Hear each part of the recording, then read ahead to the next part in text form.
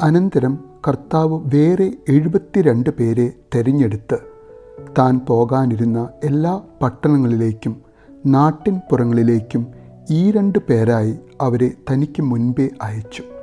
പരിശുദ്ധ തൃത്വേക ദൈവത്തിന് സ്തുതി. എന്തായിരുന്നിരിക്കണം യേശുവിൻ്റെ ഈ 72 പേരെ തിരഞ്ഞെടുക്കുന്നതിനുള്ള മാനദണ്ഡം?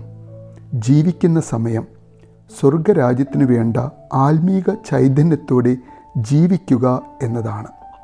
തൻ്റെ തിരഞ്ഞെടുപ്പിൻ്റെ മറ്റൊരു മാനദണ്ഡം തൻ്റെ വിളി ഒരിക്കൽ കേട്ടാൽ ഒട്ടും ശങ്കിക്കാതെ തന്നെ അനുഗമിക്കുവാനുള്ള മനസ്സുള്ളവരെ തിരയുന്ന യേശു. ഇന്ന് നമുക്കും ആ 72 പേരുടെ ന്യൂ ജനറേഷൻ റെപ്രസെൻറ്റേറ്റീവ് ആകുവാൻ ആഗ്രഹിച്ചാലോ? വിളി കേൾക്കുവാൻ തയ്യാറാകുന്ന ഹൃദയങ്ങൾ, സമാധാനത്തിൻ്റെ അന്തരീക്ഷം വ്യാപിപ്പിക്കുവാൻ കഴിവുള്ള നാം ഓരോരുത്തരെയും അവൻ്റെ ജൻസി ശിഷ്യരായി തിരഞ്ഞെടുക്കുവാൻ ആഗ്രഹിക്കുന്ന യേശു.